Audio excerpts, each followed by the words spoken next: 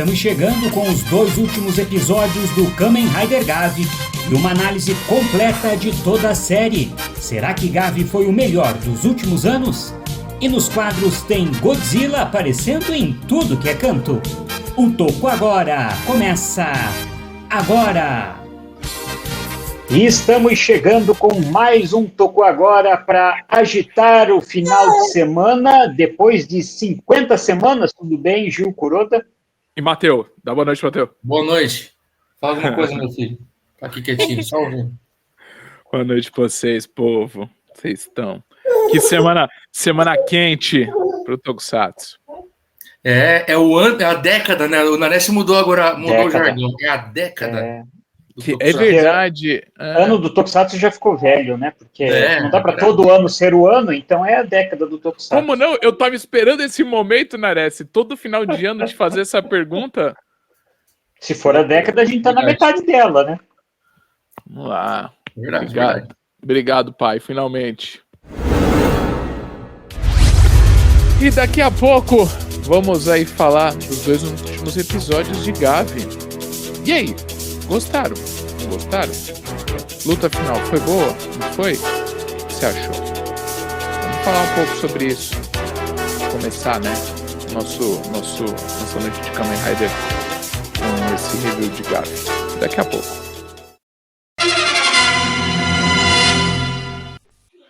E como sempre, começamos o programa com os comentários dos nossos espectadores e vários deles falaram de listas que eles têm dos melhores Metal Heroes. Foi bem agitado o programa. Não deixando o Gabrielzinho pra mim, no final tá ótimo.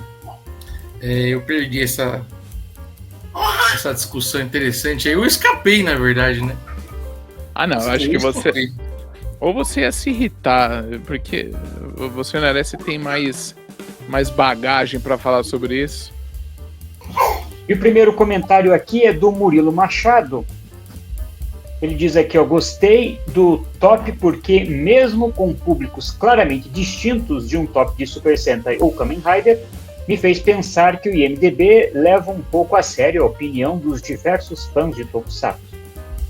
Sim, mas é o que eu falei, que a minha ideia, o meu plano é que as pessoas que assistem aqui a gente irem lá, tal, engajarem nas suas séries, para depois a gente, quem sabe, ter um novo um 2.0 desse papo.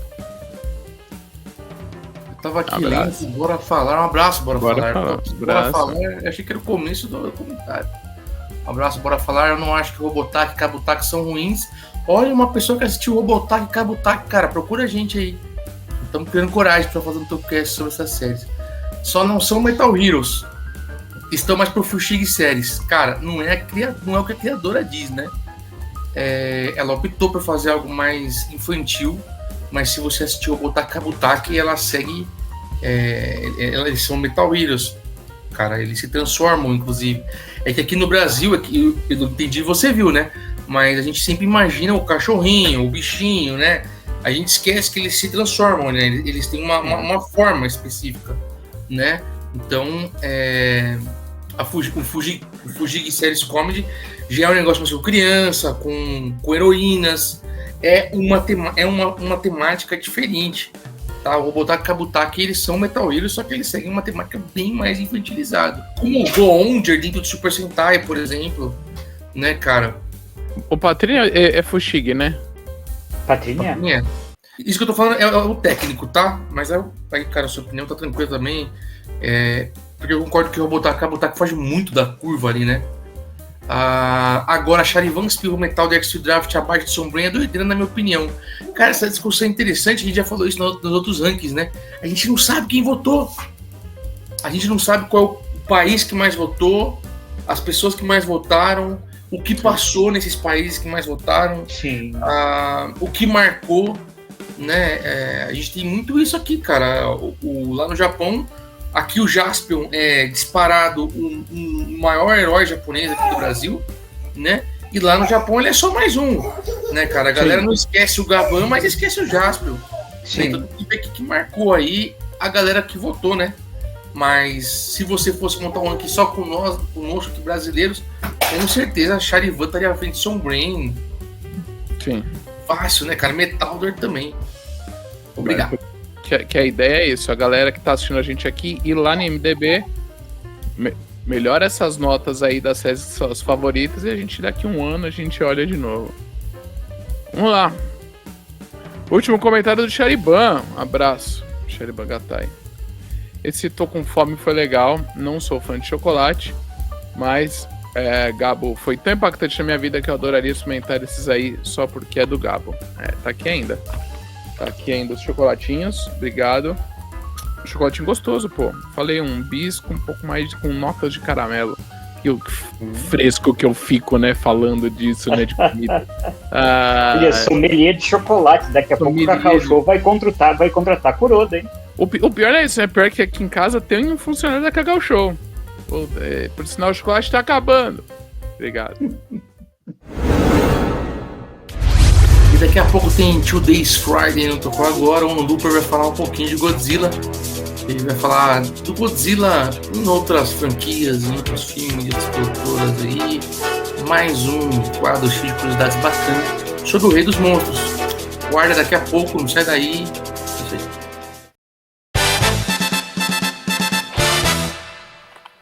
E 50 semanas depois, Kuroda, estamos aqui para fazer o último review de Kamen Rider Gavi, falando dos episódios 49 e 50. E uma coisa me chamou muito a atenção, Kuroda, é que, apesar da série ser tão unânime em muitas pessoas falarem que é um dos melhores dos últimos anos, isso é meio unânime, mas também eu vi nas redes sociais muita gente falando que não gostou tanto do último capítulo. Eu vi bolas sendo levantadas sobre este assunto, e aí já assisti com um certo pé atrás, mas não é ruim não. É que... Mas vamos falar do 49 primeiro, eu acho.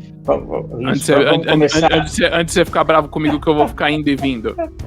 Vamos começar no 49, mas só vou dar uma pincelada dizendo que muitos dos argumentos que eu li utilizados para dizer que o 50 não foi muito bom, são os argumentos que eu vou usar para dizer que é por isso que o 50 foi bom.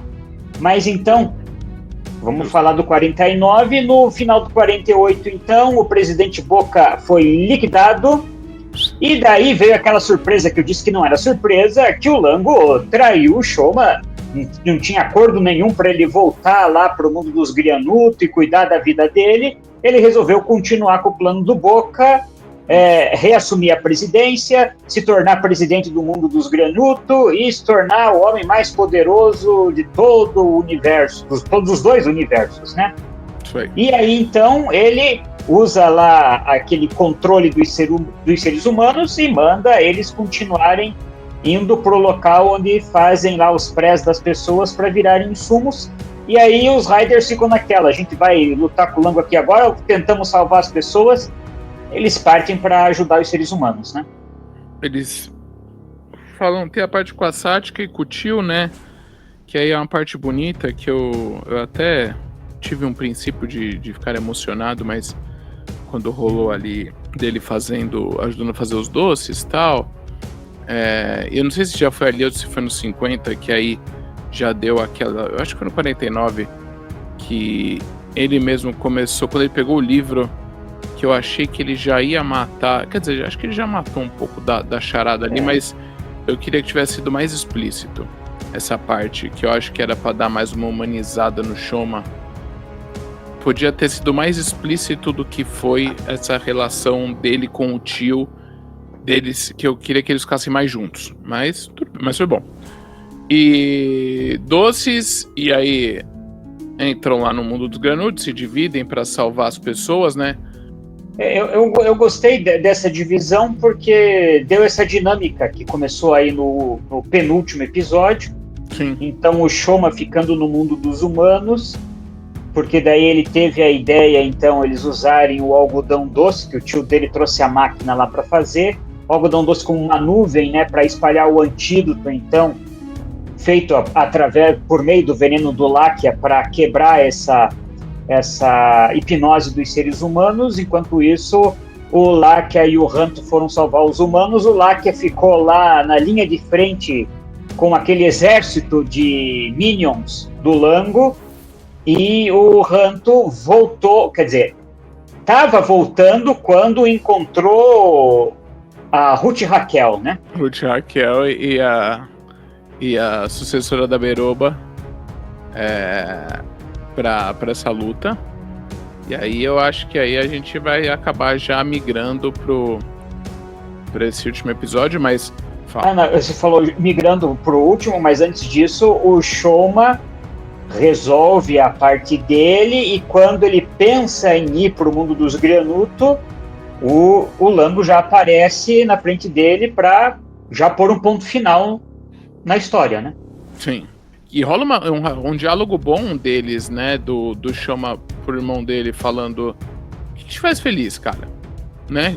Forte isso, né? Achei essa parte foi boa, né? Ele, em vez de já começar a ir pra uma trocação franca, né? Em vez de ir pra uma treta, já possível treta, ele virar, né, pro irmão e questionar o irmão. Porque são irmãos. Querendo Sim. ou não, gostando ou não, eram irmãos. E virar e falar: o que te faz feliz?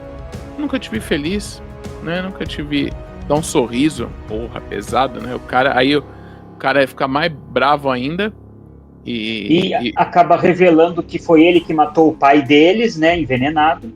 Mas que também zero novidade também, né? Em relação a isso, né? Zero surpresa em relação. O Shoma, digamos assim, não tinha certeza, mas todo mundo já imaginaria, né? A gente já sabia que tinha aparecido já no início da série, né? Sim, zero surpresa. Vamos lá, lutas finais. Eu acho que foi justo o Láquia ficar e tentar ficar ali para ajudar e destruir toda essa coisa do mundo, e ele mesmo tem essa redenção de pensar nisso, né, se eu não me engano, de que é o que ele podia fazer, né, e destruir todas as portas. Como ele falou pro Ranto, né, esse foi um problema criado pelos Granuto, é um Granuto que tem que resolver. É bom isso, né, também, né, frases boas. E aí ele fica com essa responsabilidade. Aí temos Ranto, que eu ia falar, a luta dele contra a Ruth Raquel, a filha do Boca, é que pra mim essa foi a melhor luta do último episódio. Sim. Né? Essa pra mim foi a melhor luta no quesito, na questão de luta, de porradaria, de batalha. 2 contra 1 franco, ele nem, né, batendo cabeça. Ele bateu. Eu gostei aquela hora que ele pega a cabeça das duas, bate, depois bate a cabeça dele. Trocação franca, tá? Justíssima.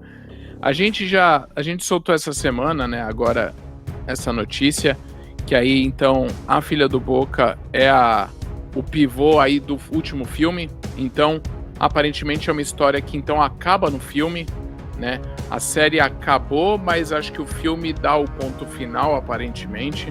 Não é a primeira vez que isso acontece, né, Nares, eu acho? Sim, até porque no final do episódio, só pulando um pouquinho, o próprio Shoma comenta com o Ranto, naquela última cena, ainda tem um monte de Granuto por aí, né? Que ficaram presos no nosso mundo depois que o Láquia destruiu todas as portas, né? E até o Ranto dá aquela pensada quando corta para ela no porto chorando, porque ela é uma dos que ficaram presos aqui no nosso universo. Yeah. Né? Eu gostei muito da luta que você comentou do Ranto com o Gibi e ela, e achei interessante porque primeiro que a filha do presidente, quando o Gibi protegeu ela antes do início da luta, ela entendeu pela primeira vez, e com a perda do pai, né, o sentimento que o Gibi tinha pela perda da irmã gêmea. Sim. Então, pela primeira vez ela entendeu isso. Sim. E quando o Gibi se coloca na frente dela e leva o golpe do Ranto e morre e acaba vendo a irmã, pela primeira vez ele entendeu por que a irmã se colocou na frente dele e o salvou quando ela morreu lá no primeiro terço da série, né? Sim. Meio que sucedeu todo o sentimento, né? Ela conseguiu retransmitir esse sentimento que a filha do presidente não tinha, né? Ela não entendia todos esses sentimentos. Sim, isso foi interessante também. E aí a luta do Gavi com o irmão, eu acho que ela pra mim foi mais a série fazendo uma homenagem ao Gavi, tanto que faz tempo que várias formas não apareciam, elas Sim. apareceram, né, em vez que é uma coisa, até onde eu saiba também, diferente. Então a gente teve o vilão final não sendo uma forma Rider, a forma Rider, a forma final do Shoma também nem apareceu no último episódio. Sim, então eles quebraram vários rituais de último episódio de Rider para este último episódio. Então, essa quebra de expectativa às vezes é bom, porque você fica sempre esperando a mesma coisa. É um Rider vilão contra o outro Rider na forma final, e dessa vez não foi isso. Inclusive, Kuroda, foi isso que eu comentei, que eu ouvi muita gente falando, o episódio foi meio fraco porque não teve aquele combate terrível, com todo mundo reunido, enfrentando um vilão super poderoso que vai acabar com o universo. Não teve, porque isso tem em todo Kamen Rider, e sinceramente me enche o saco quando a gente chega no último capítulo, nas últimas séries, como ano passado, por exemplo, no final do Bochard, e de novo tava lá o universo em perigo e bababá, e todo mundo tem que se reunir para salvar.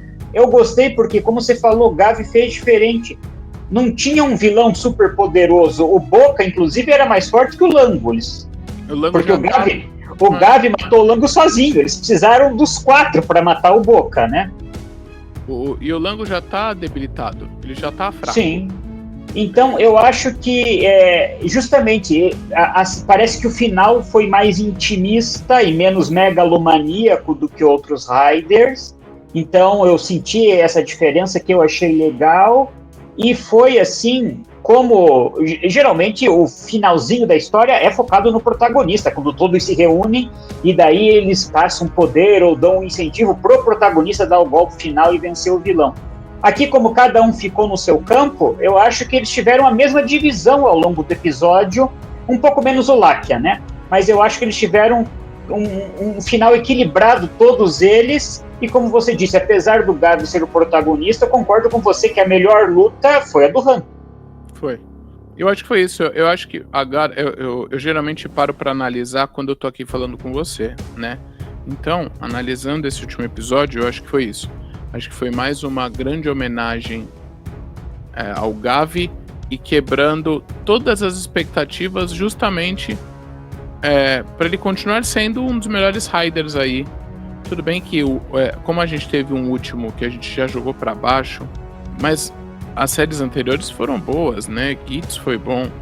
Eu acho que foi isso. Eu acho que é legal. Então, acho que fez bem quebrar essa expectativa, ter um último episódio, a gente entender que o tio sabe que o Shoma, no fim, é o sobrinho dele, do jeito dele, eles querendo ajudar, talvez, tem Granite que quer ser ajudado, que não quer ficar sozinho, então talvez ali o escritório, né, o Happy Paré seja depois, talvez, quem sabe, um antro de granites desgarrados, ia ser interessante. E a gente ainda tem o filme para poder, talvez, fechar realmente isso, porque a gente sabe que de algum jeito o Lakia vai voltar e a filha do Boca é a última, talvez, a última vilã dessa história.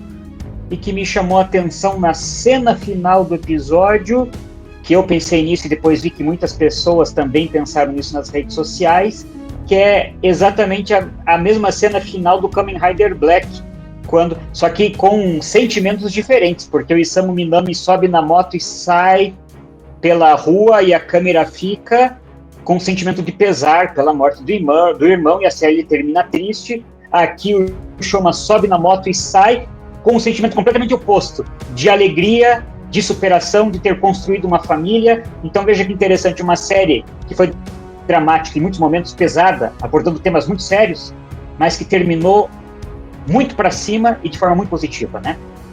E daqui a pouco a gente volta a falar mais, então, para analisar a série como um todo, né? Inclusive as motos, porque essa sininha final da moto deu uma melhorada no score aí. do Gavi em relação à moto na série. E a série do Kamen Rider Gavi chegou ao final, e claro que ele é o tema principal do programa de hoje, porque vamos falar personagem a personagem, o que nós achamos dessa história, desses 50 episódios, e responder aquela pergunta que eu deixei no final do programa anterior. Lembra da pergunta ainda? A Toei confirmou a produção do Vice Next Kamen Rider Gavi Guilty Parfait. O filme se passa após o final da série de TV.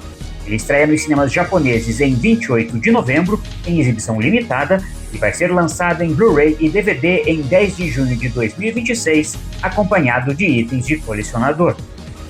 O jogo para celular Ride Kamens terá seu servidor encerrado em 31 de outubro. Desenvolvido pela Liber Entertainment para dispositivos iOS e Android, Ride Kamens é um spin-off da franquia Kamen Rider ambientado em um universo alternativo. Após o fim do serviço, será disponibilizado um modo offline com algumas funções do jogo. Também vai ser lançado um aplicativo chamado Ride Kamens Stories, que vai permitir acessar todas as histórias e episódios que foram distribuídos no jogo original.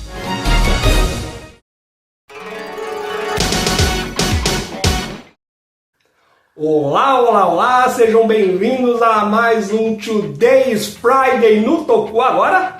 Hoje o assunto é gigante.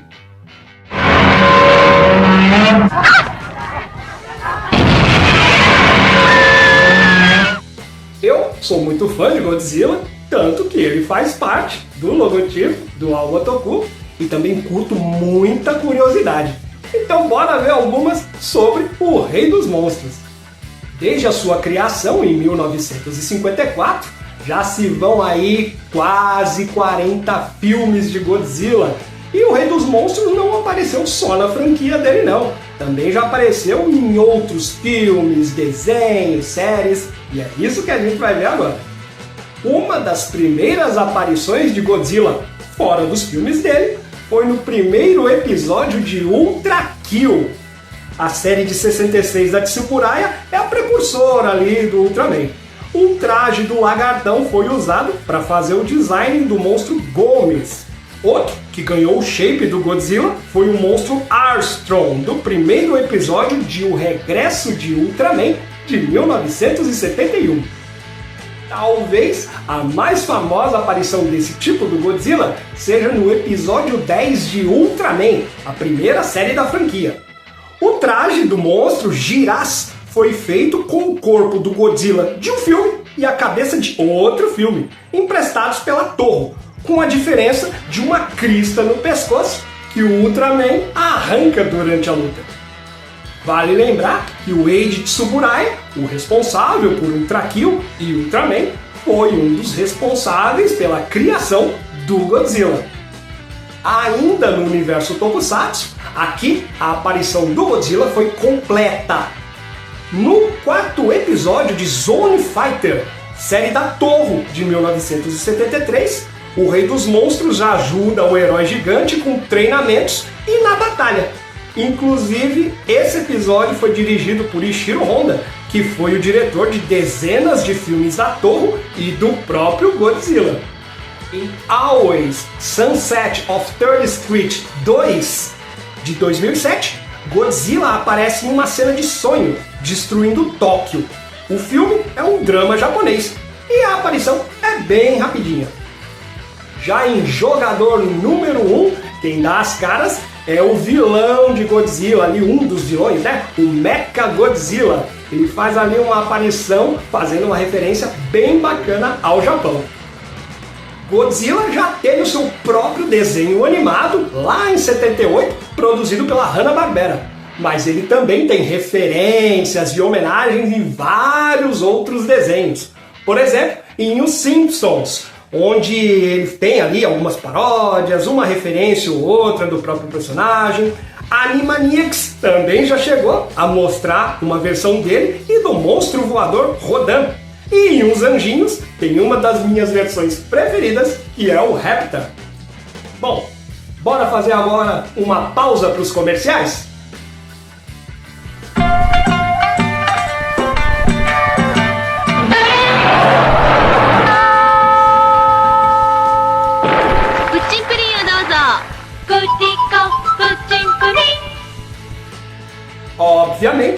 o Japão tem vários comerciais onde o Godzilla estrela. Como esse aí que acabou de passar, do pudim glico, né? Glico pudim, uma coisa assim.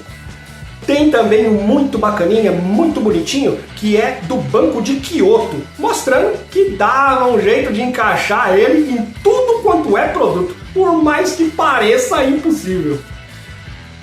Lá nos Estados Unidos, ele apareceu em comercial do refrigerante Dr. Pepper, tem mais um montão, né? Tem um muito bacana que é lá nos anos 90, onde ele fez uma parceria com o jogador de basquete Charles Barkley, num comercial da Nike, onde os dois jogam ali nas ruas de Tóquio. Mais recentemente, a Snickers mostrou o Rei dos Monstros como um cara muito legal, e a Fiat também botou um dos seus novos modelos para derrotar o adversário gigante. Godzilla também tem participações no mundo da música. Talvez a mais famosa seja a canção Godzilla, da banda Blue Oyster Cult. E também até o rapper Eminem tem uma música baseada no Godzilla. Essa é só uma pequena parte do tanto de vezes que Godzilla, esse ícone da cultura pop e do cinema, apareceu em outros lugares fora dos filmes da própria franquia dele, mostrando toda a força que ele tem.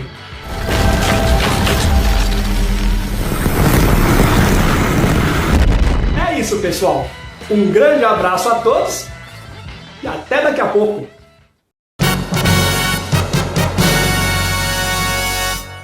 E vamos continuar falando então do Kamen Rider Gavi, porque esse é o nosso tema da semana. A série terminou e como já falamos no review, com chave de ouro, e eu acho que pelos comentários aí, pelo que a gente mede de temperatura nas redes sociais, é meio unânime, quer dizer, é unânime que a série foi boa. Eu não vi ninguém falando, odiei, não valeu a pena. Agora, se foi a melhor dos últimos anos, a melhor da Era Reiwa, daí varia um pouco. Mas que eu vi, assim, 99% falando que foi uma das melhores, e eu concordo com isso, eu vi. Ele é top 2 de todo mundo, essa que é a realidade da Era Reiwa.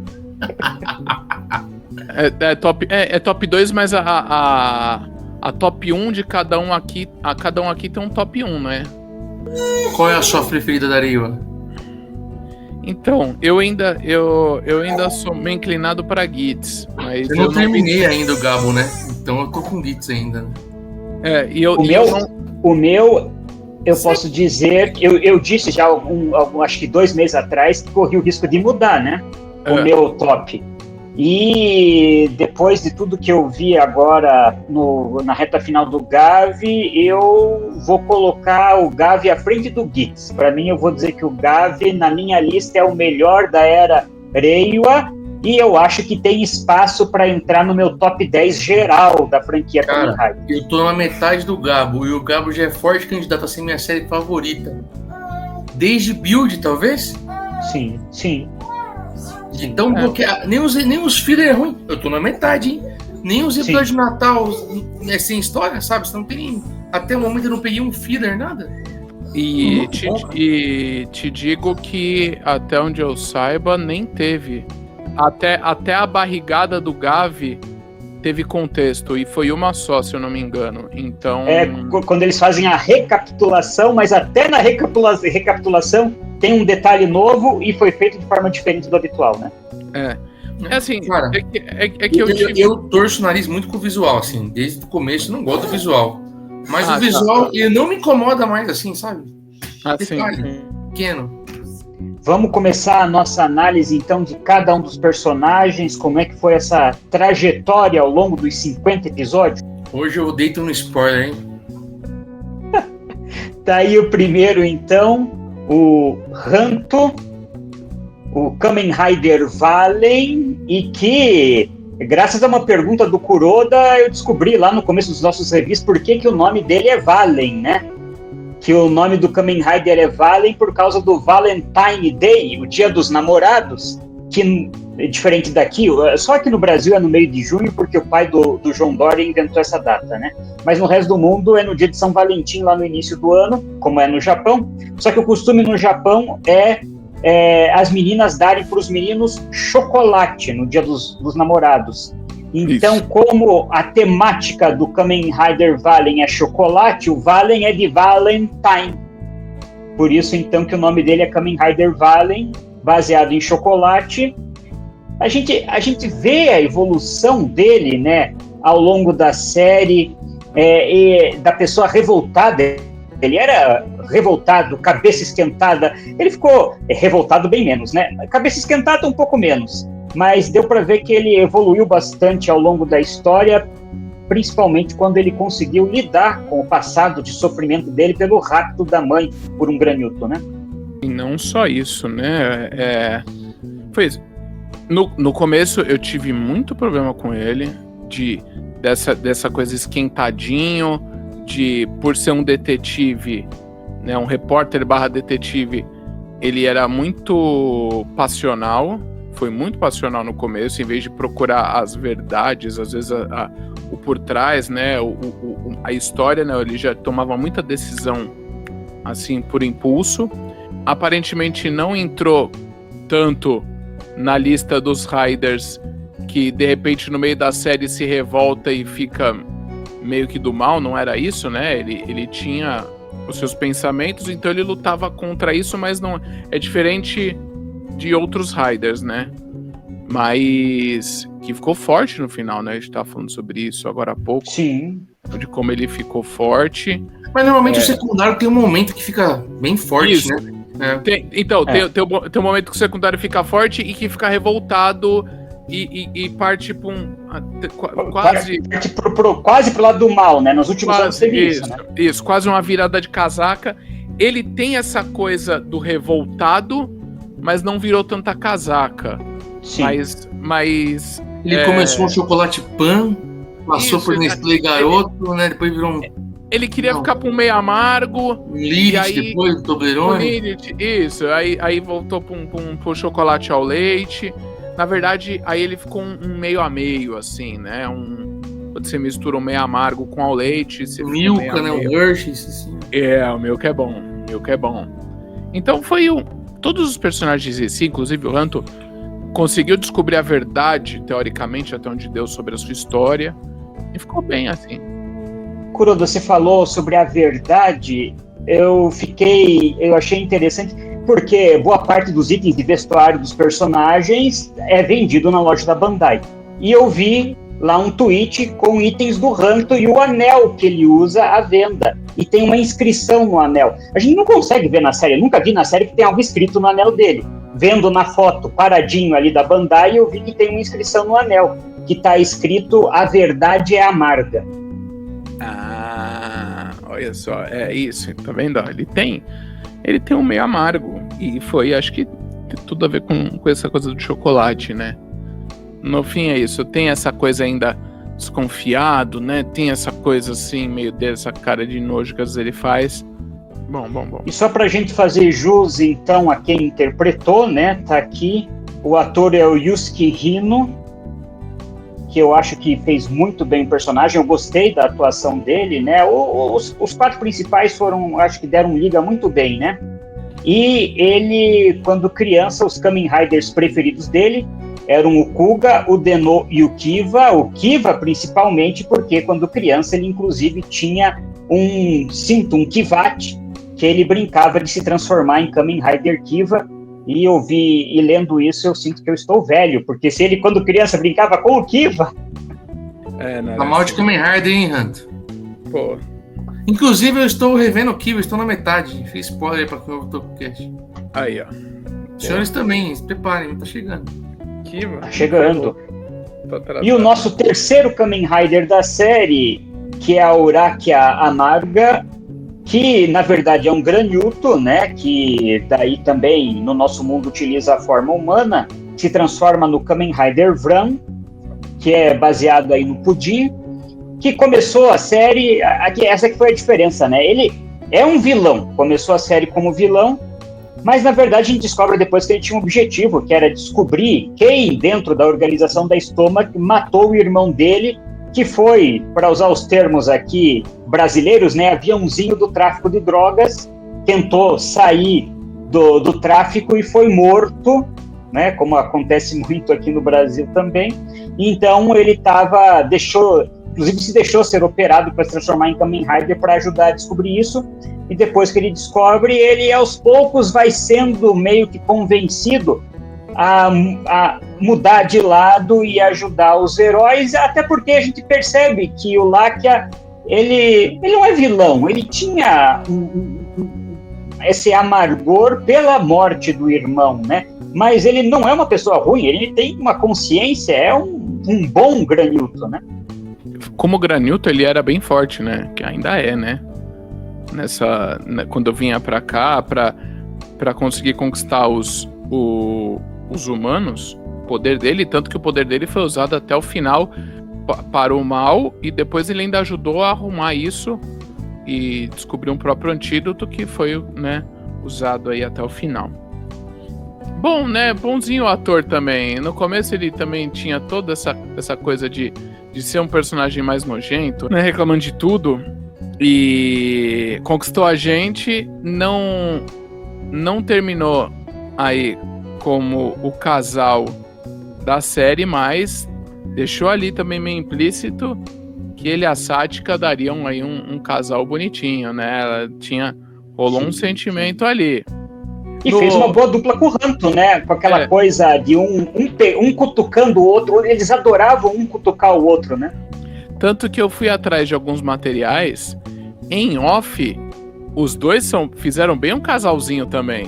Essa coisa mais BL, ele e o Ranto, né? Sempre que tinha uma oportunidade, eles faziam alguma coisa meio BL, tanto que teve um outro especial aí que eles fizeram na escola. Eu assisti esse especial, né, fazendo um cabedon um com o outro. Ficou bem uma coisa bonitinha aí, que poderia ser também, viu? Os dois poderiam ter subentendido se num casal, talvez um triângulo. É que o Ranto não era tão ligado na Sática, mas acho que talvez o Ranto era ligado no Lakia e a Sática ligada no Lakia.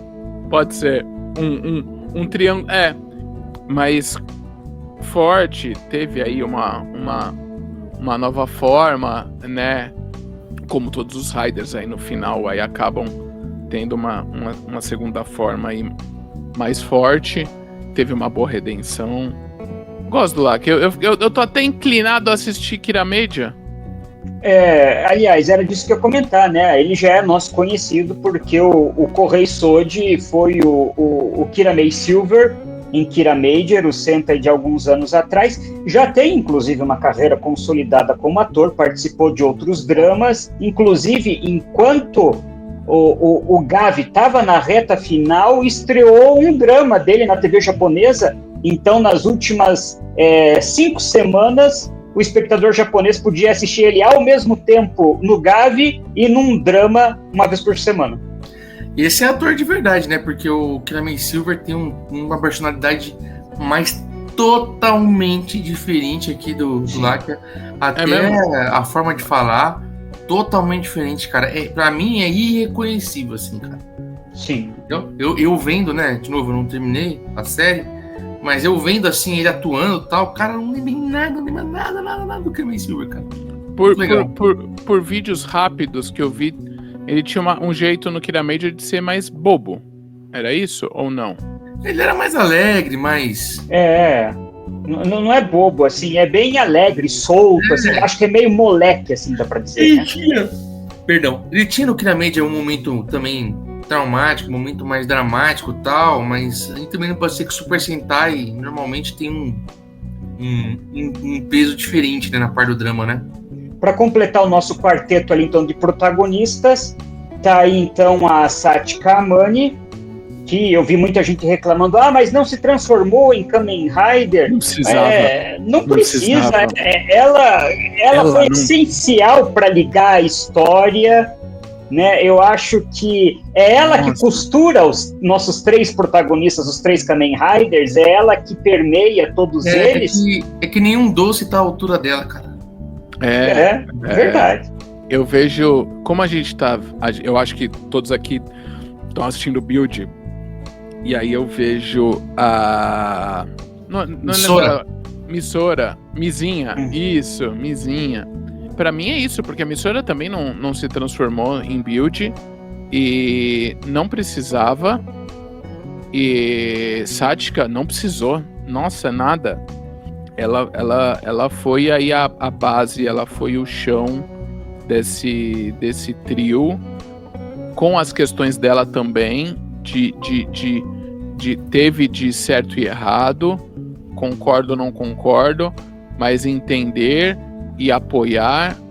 Teve até um episódio de destaque da casa do pintor das tintas, que foi até lembrei desse agora, que foi um que ela teve um destaque, e até e ela foi importante nesse episódio, né, dando as opiniões dela.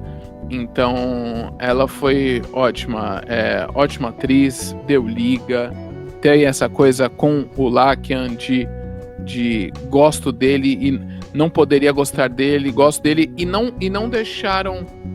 Eu não sei se no filme, eu quero ver como ela vai estar quando ela vê o Lakian quando ele no filme, mas aqui também não deixou ela como a sofrida, desamparada de meu amor foi embora. Não, nem porque era não era explícito que sentia. A gente achava que teria algo, que ela sentia algo, não era explícito, e também no final ela não fica como a frágil. Não. Nem citou nada. Não. Ela foi sempre um personagem, apesar desses momentos que você citou, mas um personagem forte durante a série e empreendedora, como ela faz questão de frisar no final, quando ela fica ali cara a cara com o Lango, né? Então, batalhadora. Eu acho que a gente pega a construção do personagem feminino aqui do Gavi e volta lá, sei lá, para séries do início dos anos 90, final dos anos 80, é outro tipo, a ideia de personagem feminino que se constrói nas séries de hoje, e que é muito mais uma representação da realidade, porque aquela mulher dos anos 80 era a mulher do imaginário masculino, agora que a gente tem uma mulher mais real mesmo, né? E esse também foi um dos primeiros trabalhos da atriz Nozomi Miyabi, que em 2019, ou seja, 6 anos atrás, né, foi a Miss Teen Japan 2019. Então ela já foi uma Miss, olha só. O Senna até postou semana passada uma matéria, né, que tem ainda essa atrizes não, mas modelos infantis, adolescentes, quase adultas, né, nos seus de quase 18, que vão aparecendo, que eles jogam, né, para esses personagens, as que se destacam, e elas têm vontade também de trabalhar em séries assim. É porta de entrada, muito talento novo, né? Sim. As séries da Toei, né? Sim. E agora aí na tela, o nosso grupo de vilões, a família Stomach, da Stomach Corporation, o nome da família, né? Tá aí o irmão mais velho, o Lango, do lado direito dele a Glota e o Nielve, que ela era responsável por dar cabo dos traidores, ele a mente dos inventores da família, e do lado direito aqui os gêmeos, a Cheetah e o Jeep, que logo no início da série, eu lembro até que eu comentei aqui num programa, porque eu vi as pessoas nas redes sociais falando de as irmãs, né, mas são os irmãos, porque é um casal, né, são gêmeos, em que a menina usa roupas masculinas e o menino usa roupas femininas, né.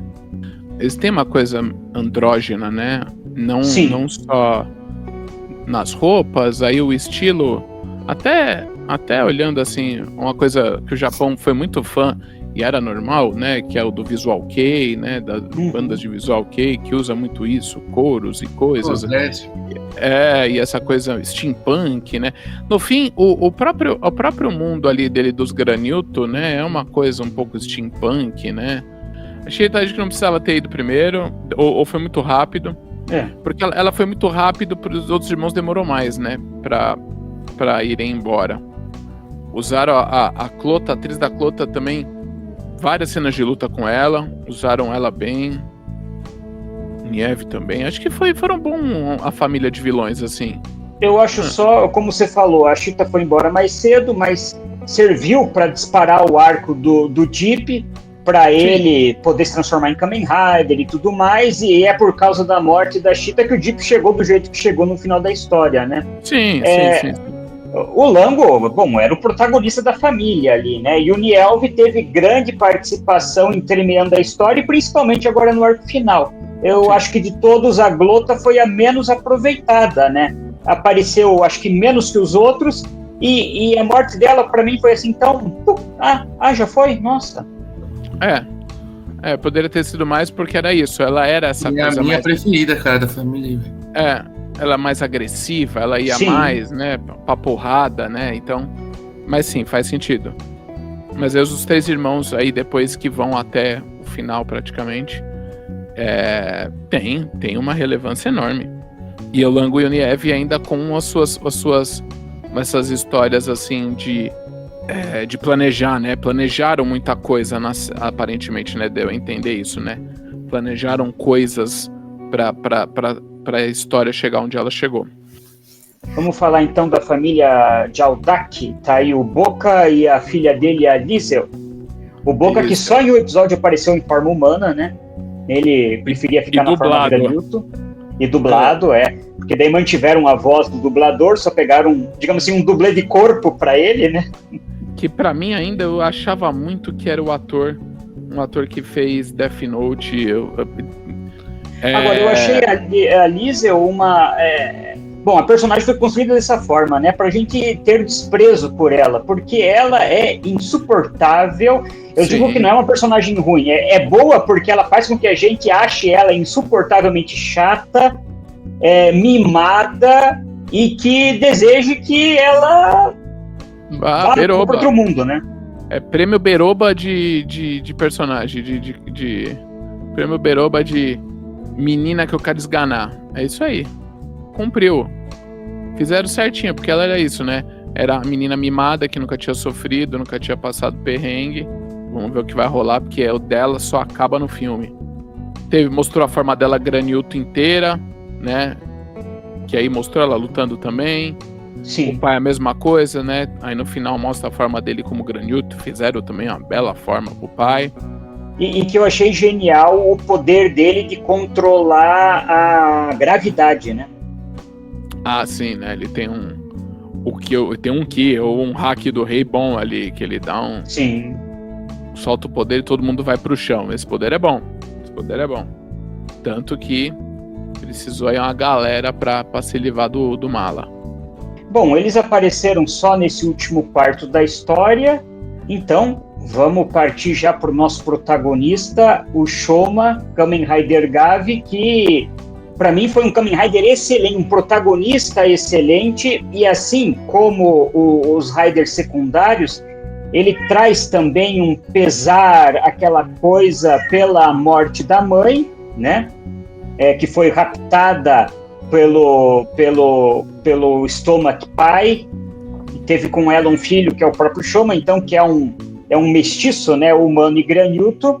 E eu acho que esse é um detalhe que, como eu já comentei aqui, permeia os nossos 3 protagonistas. Todos eles têm essa tragédia familiar, né? O Shoma, a morte da mãe, o Ranto, o sequestro da mãe, que depois ele também descobre que ela morreu, e o Lakia, a morte do irmão mais novo. Então eu acho interessante que cada um lidou com isso de forma diferente, mas os 3 precisaram superar isso para conseguirem, e veja que cada vez que cada um dos 3 superaram isso, eles conseguiram grandes poderes como Kamen Rider. Você vê, quando um ator é bom, você compra, né? Quando um ator é ruim, você não consegue entender a tara dele em fazer amizade com o bichinho, não consegue entender a tara dele em querer ser rei, né? Citando alguns exemplos aí, mas aqui você entende que ele é um garoto ainda, um garoto que eu tenho seus 17, 18 anos no máximo, foi criado com muitas restrições. Né, o cara é um menino que a mãe conseguiu preservar a inocência dele praticamente, né?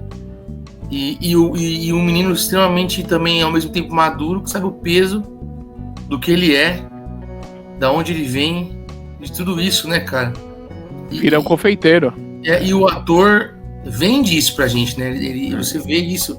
O Nash mandou bem, às vezes no olhar você percebe a profundidade da atuação. Ficou muito bom, cara. Se outro ator conseguiria fazer também o personagem como ele fez, assim, ficou muito bom, cara. Eu tô gostando bastante. E aquele negócio, ele tem um perfil, se a gente for voltar em todos os Riders desde a Showa, eu acho que o perfil dele é bem diferente dos demais, né? Porque o Geats tem um perfil parecido com o do Kabuto, por exemplo, sabe? O Gotchard me lembra muito o Zio, que são dois malucos do cacete. Então você volta assim, você tem muitos personagens principais, depois de tantos anos de franquia, que se parecem, né? E ele eu não consigo linkar com outro personagem, assim, cara. Achei que ficou bem, assim. Né?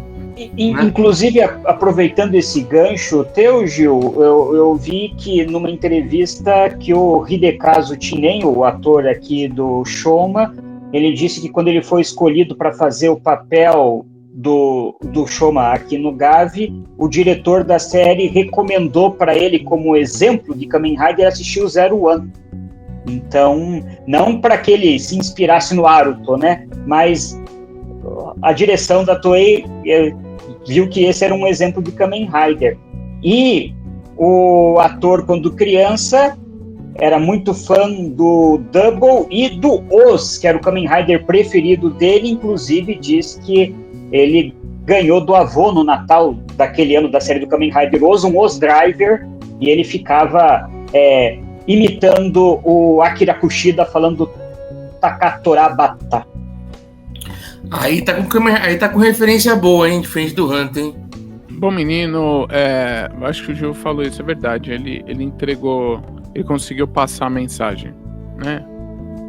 Das coisas e construíram um personagem bem, até no momento que ele não tá feliz, né? No que tá acontecendo com ele e tal, e aí ele descobre de novo a felicidade e essas coisas com o doce, e eu vi várias piadas no final, né, que é deitando cracudo na porrada, né, deitando cracuda com doce, foi bom. E aí, só pra eu dar meu tostão aqui, obrigado Wilson, só atualizando, Gavi na lista de riders com mais tempo em moto, Kamen Rider Gavi ficou na 18ª posição com 6 minutos e 38 segundos em cima da moto. Isso porque no último episódio ele ganhou posições e quase por 1 segundo não passa X-Aid. X-Aid é o 17º, Gavi 18º. Em tempo em cima da moto aí, nosso motoqueiro dos doces. Primeiro lugar, Kuga, só para atualizar, né, com 55 minutos.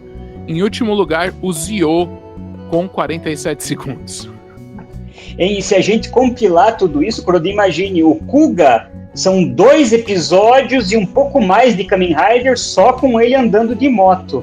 E agora o Gavi, de Kamen Rider, tá muito pouco Rider aí, né? Ele andou de moto 1/4 de episódio. É isso aí. Gavi foi uma excelente série. Uma excelente série. Aí... Bem doce, né? Bem doce. Tratou de vários assuntos importantes, polêmicos, com bons atores. Atores deram liga. Quando a gente fala isso, a gente saiu de um Gotchard que sentia que não dava liga, né? O que abre preocupação para Zetsu, né? Porque a Toei, às vezes, ela reveza, né? Uma boa, mais ou menos, uma boa, uma ruim.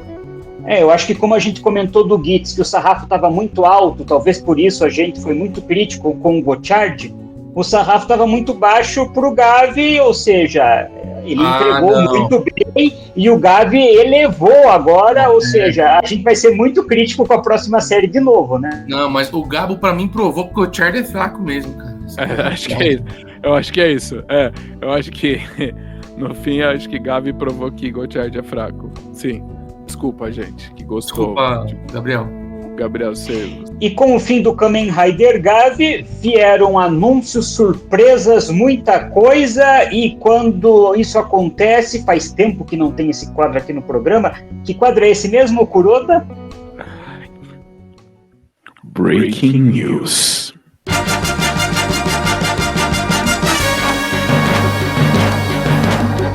Muito bem, voltaram as nossas notícias extraordinárias, porque a gente teve tanta novidade sobre o Kamen Rider Zetsu, porque com o fim do episódio a Toei divulgou na conta global dela no Twitter a lista, então, dos locais do mundo que teriam simulcast, e na primeira lista o Brasil não tinha aparecido, e agora apareceu lá a América Latina Sato Company. Foi o primeiro impacto, então, a confirmação oficial de que nós teríamos, pela primeira vez na história, a transmissão de um Kamen Rider em solo brasileiro em tempo real com o Japão. E isso ficou melhor ainda na segunda-feira, na live da Sato Company, que eu estava lá, participei, pude testemunhar ao vivo. Essa foi a melhor parte, pô. Testemunhei ao vivo, que foi o anúncio. E inclusive eu soube depois, bati um papo com o Gustavão, e o Gustavão disse que falou assim: eu tava de olho para ver a tua cara quando o Vitor anunciasse. Quando o Vitor Sato anunciou que a série também ia ser dublada, então teremos um simuldub, que não entra agora, amanhã, com a série no Tokusatsu, mas quem sabe daqui a um mês já tá entrando, né? Porque a dublagem demanda mais tempo que a legenda. Se a partir do momento que entrar simudub na semana do episódio, pela primeira vez em 50 anos, pela primeira vez, e aqui no Brasil, a Toei vai botar a Tsuburaya pra mamar. Quem diria? Porque não tem ultra dublado. Não tem ultra dublado, tem só ultra legendado simulcast. Ok. Agora simudub não tinha. Então, pela primeira vez aqui para nós brasileiros, a Toei passou nesse ponto. Quem diria? Finalmente. Mas é isso, gente. Baita notícia. Eu tô muito feliz, ainda tô aqui. Por sinal, não tá aqui meu pano. Não sei onde foi parar meu pano, mas ainda tô passando meu paninho. Por enquanto eu tô. E pela eu passo aqui. Olha lá. É uma toalha. Pera, meu gato tá vindo aqui, ó. Vou passar meu gato aqui na tela. Existe a possibilidade, sim, também de levar esse produto pra TV. Cara, quando a gente pode ter essa discussão, quando fala furar a bolha, ainda não aconteceu nada realmente, eu acho, nos últimos anos, que a gente pudesse dizer estourou a bolha. Então, eu espero que se esse Kamen Rider vier dublado logo, né, e que alguma TV aceite, eu espero que abra-se novas portas, somente pra galera da nostalgia, né? É que meu medo é o papo do não é meu Kamen Rider na hora que chegar na TV aberta, né? Não é o meu Black. Aí ferrou.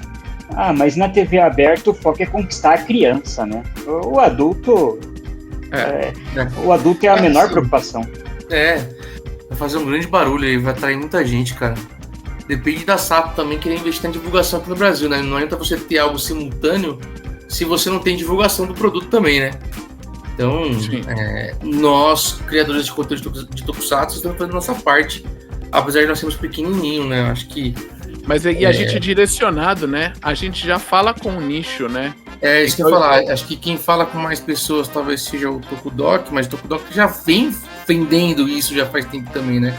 Já vem falando muito de build também, já vem fazendo muita parte dele também, colaborando com esse trabalho de tentar furar a bolha.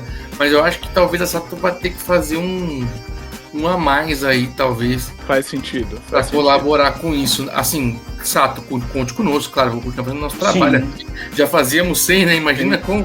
Se espirrar, saúde. Tamo aqui, né? Mas... É meu Kamen Rider, né, cara? Ele é um Kamen Rider de espionagem, velho. Olha só. Você vai trazer... O que eu espero são referências ali. É porque Sandman, James Bond e Kamen Rider.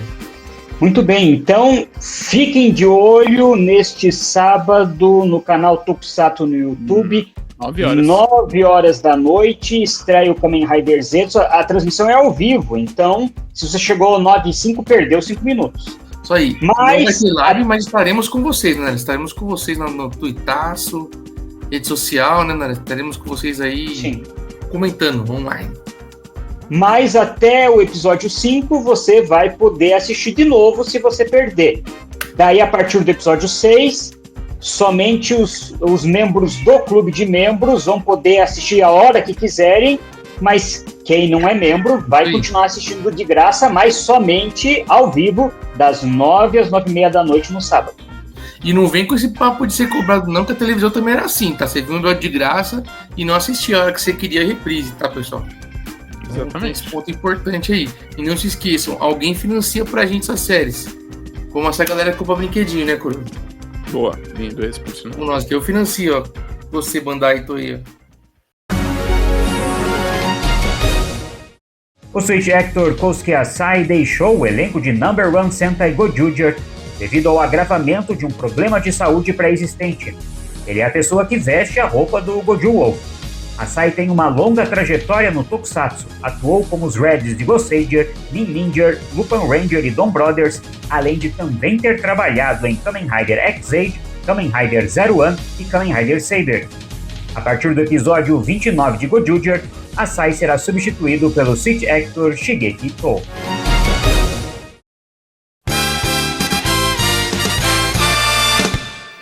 Bom, depois de quadros, Tokusatsu News, aqui nossa conversa aqui sobre sobre Sato, estamos aqui anunciando para vocês o nosso próximo podcast sobre Kamen Rider Force e mais Kamen Rider, né, cara? Acho que vai rolar ainda mais, talvez mais 1 ou 2 Kamen Rider, talvez 3 ainda esse ano no Tokocast.